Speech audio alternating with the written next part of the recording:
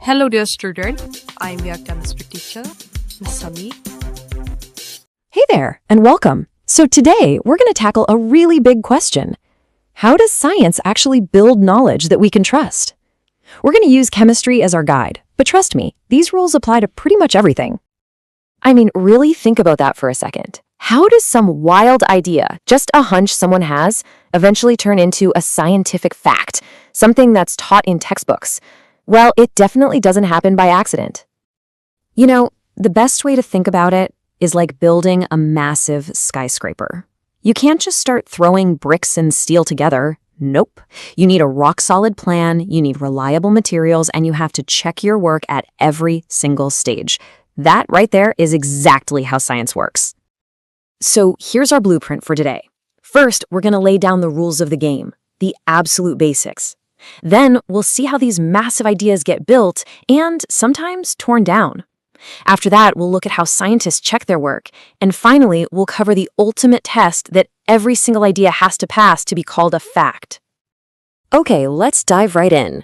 Every skyscraper needs a foundation that you can build upon without any doubt. And in science, that foundation is built on a few really key, non-negotiable rules.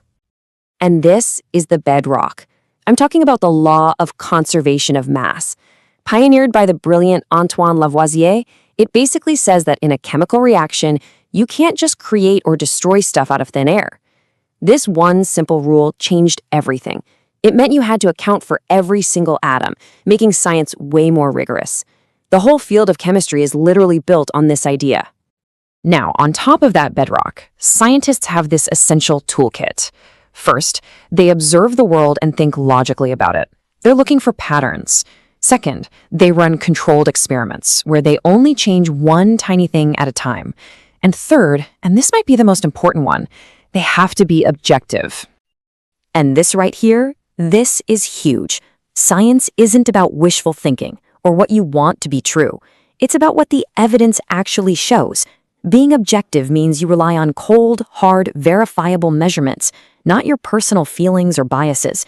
It's what ensures the skyscraper is being built straight and true.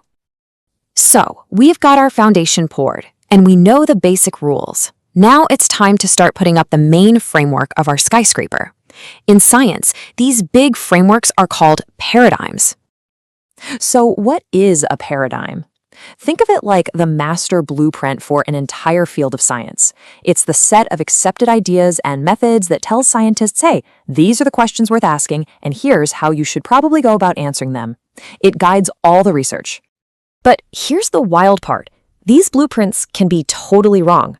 For more than 100 years, chemists believed that fire was this thing called phlogiston, escaping from a burning object. But then Lavoisier came along, used his conservation of mass rule, and proved that burning wasn't about losing something, it was about gaining oxygen. And just like that, the whole phlogiston idea just collapsed, and a much better one was built right in its place. And this happens all the time. Even the strongest frameworks get a remodel now and then. Just look at our idea of the atom. It started as this plum pudding thing. Then new data showed there was a dense nucleus, and the whole model had to be redesigned. A little while later, Bohr came along and refined it again with energy levels. Each new design was an upgrade based on better data. All right, so our skyscraper has its foundation and its main structure. But how do we know the building materials, the data from our experiments, are actually any good? Well, that's where the quality check comes in. So when you hear scientists talk about a 95% confidence interval, what they're really saying is they're 95% sure that the true answer to what they're measuring is somewhere inside a very specific range. It's kind of like them saying, look, we're really, really confident the real answer is in this little box right here. Now, this number is a p-value, and you can think of it as a fluke detector. A p-value of 0.01 means there's only a teeny tiny 1% chance that the result you're seeing is a total coincidence. So the lower that p-value, the more you can trust that what you found is a real deal. So you see, scientists have these tools to keep themselves honest, right? A confidence interval checks how precise their aim is, the p-value checks if they actually hit anything meaningful, and the standard deviation tells them how consistent their shots were. It's like a mathematical quality report on their own work. Okay, we're almost there. The building is up, the materials seem solid, but before we can cut the ribbon and call it a fact, it has to pass one last, super tough, two-part inspection. And this is the absolute ultimate test of trust. First, you've got repeatability. Can you, in your own lab, get the same result again and again? That shows your method is solid. But the real gold standard is reproducibility. Can someone else, in a totally different lab, on a different continent, follow your recipe and get the same result? That's the real proof. And let me be clear, you absolutely need both. No exceptions. Reproducibility shows your finding wasn't a one-off fluke, but reproducibility proves it's a genuine discovery about how the universe works, not just some quirk of your specific setup. Only when an idea passes both of these inspections can it become a trusted brick in the Great Wall of scientific knowledge. So there you have it. That's how scientific truth gets built.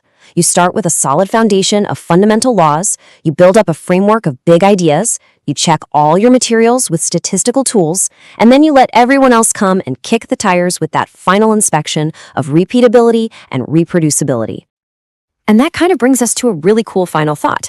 The skyscraper of science is never truly finished. It's always under construction. So as our tools get better and our measurements get more precise, what big ideas that we completely trust today might be the next ones to get a complete renovation? What do you think?